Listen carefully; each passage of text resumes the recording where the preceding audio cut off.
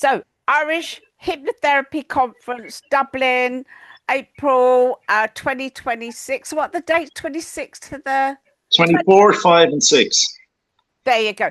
I'm here with John Scanlon, who runs the whole event, but you're also speaking, and it's Yeah. very curious about the subject. You're talking about identity. Yeah.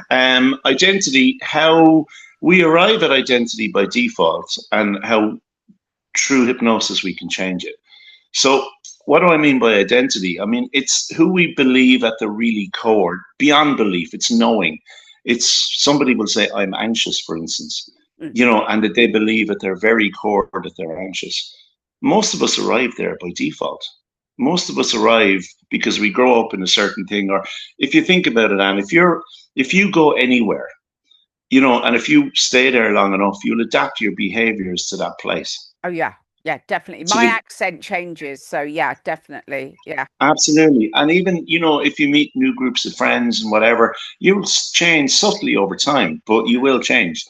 And as we grow up, we develop, we adapt to the environment that we grow in. So we learn so much. But the more we do the behaviors that we do, we learn to stay quiet. We learn to be, we learn to express our words. And whatever way we do, it becomes the beliefs that we believe we're capable of. yeah, And it keeps going until it becomes an actual core belief, so deep ingrained that we just yeah. believe that's who we are and we can't change it. I, I, I suppose. I mean, I remember growing up, and when I was a teenager, and everyone started to learn to drive. I always remember my family saying, "Oh, you never drive, Anne. You're not the type of person that should drive. You really shouldn't drive. You haven't got the temperament for driving." And Yeah, I really struggled. I kept putting off the test because, and I felt that was given to me. And the only way yeah. we're brought up to have an identity, aren't We're we? brought up to have an identity, and I mean, one of the biggest ways that shows, and one of the most obvious ways where people will have heard this many times is, people who've won, say, the lotto, for instance, and the money's gone in a short space of time. Yeah, yeah, Or even sports stars who have made an absolute fortune and who are now broke. yeah, yeah, It's the money doesn't feel safe for them. They don't feel safe in that. They yeah. miss the environment that they grew up in, and the money plays a part in them not being able to take part in that. So they let go of that money, and it's because Mm. the identity that they are isn't comfortable with that belief that they're worthy of the money. Um, but the same applies to anything, whether it's confidence, whether it's no matter what the issue that you feel you want, if you can't get there, it's normally because you've learned the opposite, and now you need to change it. So Um, isn't a and lot of this unconscious though? The people don't it know is, that they. yeah. Mm, They don't know it.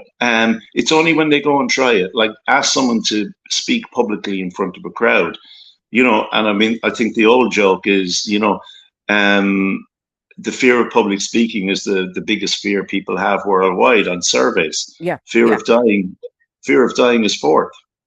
So it's actually worse to be giving the eulogy than be the one in the coffin, according to that. But if you think about it, like, we're born confident. You know, think of a child Yeah. who literally is hungry. What are they going to do? They are going to scream, roar, shout until they get fed. They're Mm, born confident. mm. All of us are. We just unlearn a lot of that stuff. And we unlearn it through the environment that we're in until it becomes an identity statement that we are. I am anxious is one I hear a huge amount. Mm. I work a lot with trauma, and that's what got me into this, because trauma changes people. The more they have trauma, it literally changes who they are. So they don't even know what an alternative life can be, a life of joy and happiness. And my job is actually to bring them back to that level where they can actually connect to that. And I can use that pretty much for anything That using hypnosis, that because it's makes an unconscious pattern. that really makes a lot of sense. And my eldest grandson a few years back said to me, "Nanny, we're being given anxiety classes at school. Like you have woodwork classes to learn woodwork, you have maths classes. Anxiety. He's not anxious, but all of a sudden he's a bit. You keep asking people if they're anxious. They keep talking about anxiety. You get anxious, and I think you bringing up the subject of anxiety is a big thing because we're almost like, shouldn't I be anxious right now? We're expected to be anxious all the time.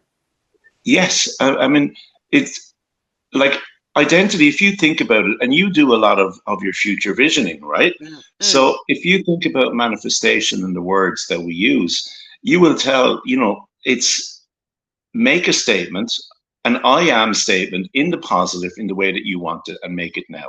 mm, Yeah, yeah, that's manifestation in a nutshell, right? yeah, And most of us will use the words, I'm anxious. I've just said an I am statement, yeah, yeah, right? So what am I doing? I'm reinforcing something. yes. Now, a lot of European languages, or even in English, we could say, I feel anxious, like I'm anxious right now. In Yeah. Irish, it would be anxiety is upon me. It's just something that's passing through. It's here right now, but it won't be. Wow. Wow. That's Right? interesting. But in English, we tend to own it. I am anxious. We So, do that a lot in English. I remember I always use the example of the guy that foiled a terrorist on London Bridge. And as he ran up, he shouted, I'm Millwall. Not I support Millwall. I am right, Millwall. And somebody said to me, you're Langley. And I said, no, I'm Brooklyn. And it's the housing estates that you come from. Not I live there or that's where I grew up. I am. We do this I am a lot. So I kind of we get what do. you're saying there. Yeah, and we take ownership of it. And normally there's a cause behind that. It's either a pattern or there's a cause. It's one or the other. Mm, And in hypnosis, we can actually get to change it. A lot of what I do is I connect people back to that confidence that they felt as a child, that unlimited potential that we're all born with, unlimited resources actually that we're all born with. I mean, if you think about it, everybody's resilient. yeah. And I mean, you think about it, you're not born walking, right? And you fell hundreds and hundreds of times when you learned to walk, Mm, yet you're walking. yeah. So You we're push through resilient. it. Yeah. Yeah. Yeah, we all have that capability inside us, and it's about connecting back to that, clearing the gunk that's around it that stops you from experiencing it, and then just living that life. And the beauty about hypnosis is that because you're accessing, the unconscious mind, Mm. you're literally you're bypassing logic, you're going straight in, so it becomes a belief pretty much straight away. I love that. I'm really looking forward to your talk. I will be there because this is a incredible subject, and we do end up with these identities. I'm very much aware of the poverty one. My dad used to say, "Keep your station in life. Better not rise Yeah, above anything." We're brought up with so many identities that are not useful. So I will be there. So thank you, John, because this is you are most tremendous welcome. stuff. I look forward to seeing you there, Anne. It's going to be It's great. going to be good. Yeah, I can't wait. I'll see you there.